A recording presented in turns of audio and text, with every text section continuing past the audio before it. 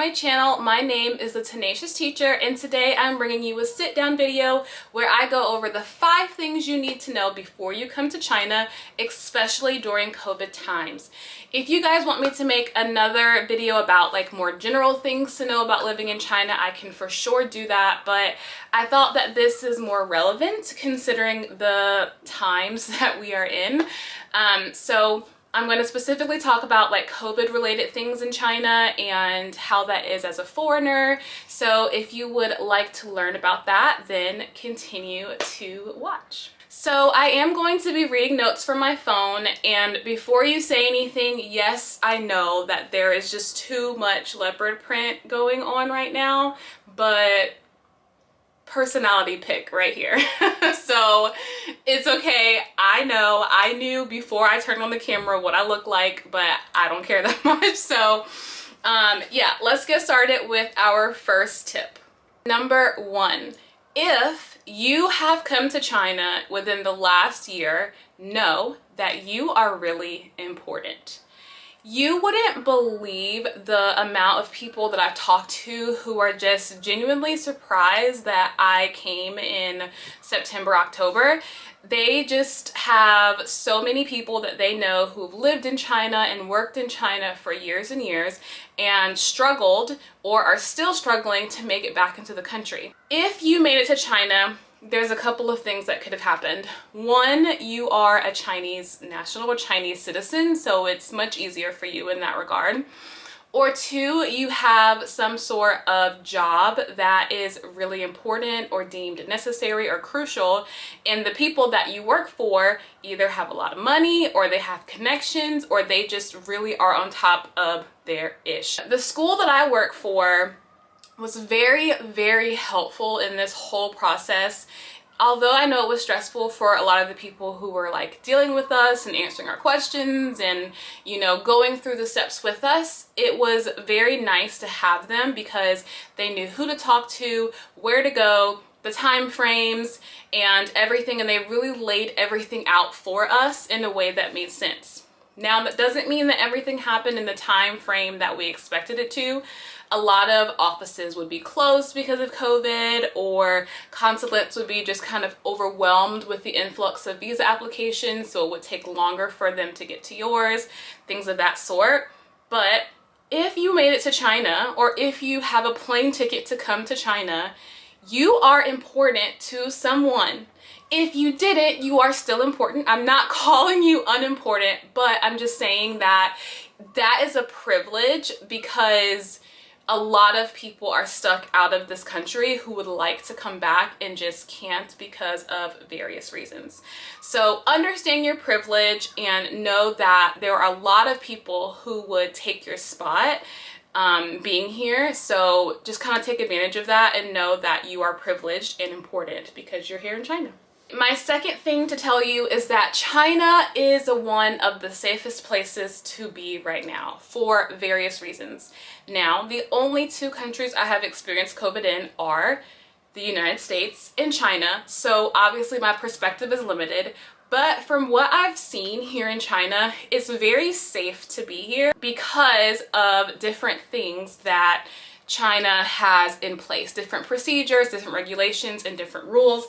I actually need to go grab my China trap phone to show you what I'm talking about. So one of the coolest things about living here is this thing called the health kit. So before you come to China, you have to get your COVID test. I don't know if you have to get a vaccine at this point or not, but once you get your COVID test and you're approved to come within a certain time frame, you get this like green health code that shows that you are healthy, you don't have COVID, you're good to come. And then once you're here, you get this app called the Health Kit app.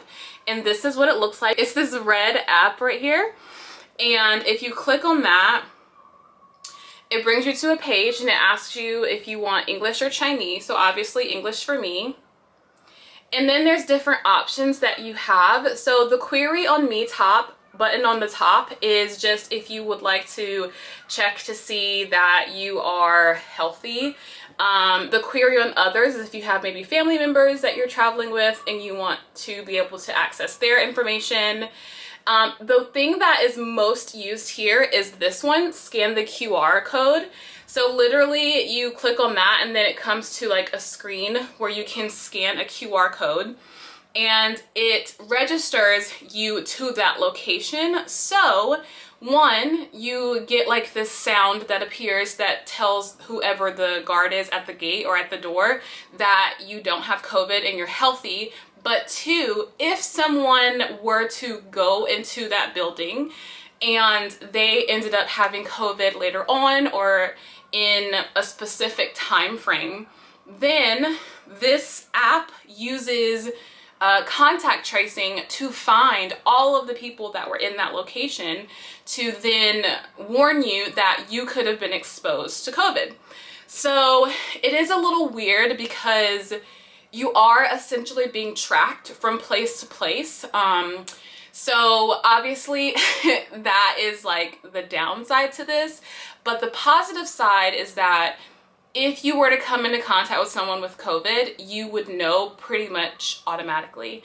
And I don't know if any systems like that in the States, and so I think that that makes it very safe. They have these QR codes everywhere, in taxis, in DDs, in malls, before you enter a neighborhood. I will say that now it's less often that you have to scan your QR code to show your health kit, but it does still happen sometimes. So yeah, that is one of the major benefits of being in China right now, is knowing that you're just safe, and if there was a COVID case that popped up, you would know about it automatically. Another way that China has done a really good job of, containing this disease is by the quarantine process. Obviously, no one wants to quarantine for 2 to 3 weeks, I think it is now, but I mean, it ensures that the people who are coming into the country aren't sick and aren't bringing the disease with them. It sucks, it does, especially if you have to do it by yourself. But again, it's just a safety precaution in a time where you don't really know what people can have, because people could have it without any symptoms or whatever the case may be. Whereas other places, anyone can kind of come in willy-nilly and you don't know what they got. And the last way that they have really contained this disease is by limiting the people who can come in and leave the country. I am free to leave China whenever I want. However, if I leave, I have to understand that I may not be able to come back. My school pulled a lot of strings to get me here, but that doesn't mean they can do it again, and it doesn't mean they can do it in a timely manner where I would be back to school in the time that I need to be. So leaving China is nearly impossible. No one is being forced to stay here. Let me say that. No one is being forced to stay, but you kind of have to, because if you leave, you don't know when or if you're going to be able to come back. So that definitely is a negative side. I really would have liked to go home and visit my family this summer or do just other traveling to other countries, but it's the times that we live in and I don't really have a choice at this point. So I'm just sucking it up and I'm enjoying the time that I have here. The third thing you should know about moving to China during COVID times is that as a foreigner, you are going to be subject to a lot more scrutiny than the average person. So I have struggled with this quite a bit since I've been here, but before I say this, I have to remind myself that the people here, they know what they know and they don't know what they don't know. So a lot of people don't realize the lengths that people have to go to in order to enter the country and to stay in the country. And so I don't know if they just think that people are just flying into China and just being able to hang out here, but they act like that's the case because they don't really know the extent to what we have to go through to be here. So a lot of people on the street will have their mask off or have their mask pulled down, but once they see you as a foreigner, they will quickly pull their mask up and press it into their nose to protect themselves from us because they think that we have COVID. Again, understandable because of the way that other countries are handling COVID, but also a little bit frustrating when you know that you definitely don't have COVID because of all the things you had to go to or go through to get here. Another situation that happens often is pertaining to the health kit. So sometimes you'll go into like a neighborhood or a mall and you'll see all of these, like, you know, Chinese people going in front of you, walking through, not having to scan or show their health kit to prove that they are healthy. But then they see foreigners and they stop us automatically and make us scan. And again, understandable because of the way that COVID has been handled in other countries, but frustrating because you feel like you're being singled out. You don't feel like you're being singled out. You are being singled out because you're foreigner. I've literally had friends who are Chinese who would take me somewhere, or I would go with them somewhere, and they would literally tell them in Chinese, the guards would tell them, your friend has to scan, but you don't. So the foreigners need to scan, but you don't have to. That's frustrating, but you just kind of get used to it. And again, you just have to come from a place of understanding and a place of knowing that a lot of people don't know any better. I'm sure there are people who do know better and are still rude, but a lot of people literally just, like I said, they know what they know and they don't know what they don't know, and they don't know a lot. The fourth point is similar to my second point in that if you plan on coming to China, don't plan on leaving anytime soon. Again, we are not trapped here. I'm not trapped. But if I want to leave, I just know that there's a chance I might not be able to come back when I want to or at all. However, with that being said, there is a lot to see in China.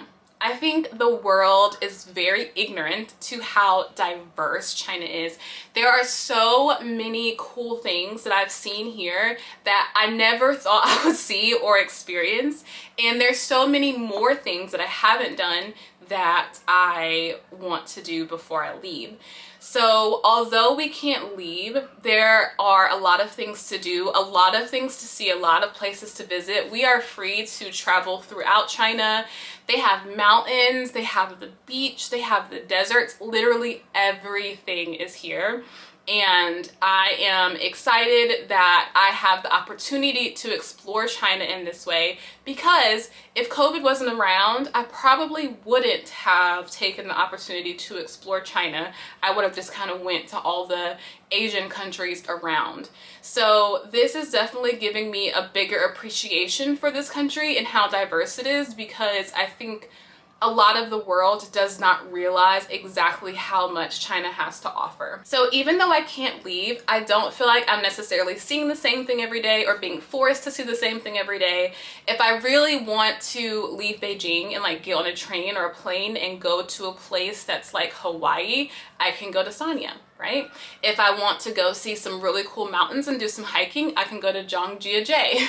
I always say that one wrong, but I can go a lot of different places. If I want to see pandas, I can go to Chengdu. If I want to go to another city that's more Americanized or westernized, I can go to Shanghai. I have many options, and those are just big cities. There are lots of smaller, more rural towns that are also really cool as well. The last thing that I'll say is that community is everything. The expat community, specifically here in Beijing, because I don't know about it in other places, is amazing.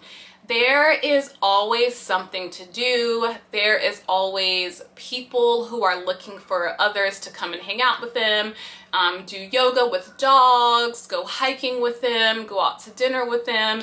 And these are just people from all around the world. People from all around the world who are in China. They know the situation that we're in. We can't necessarily leave, and they're just trying to make the best of it.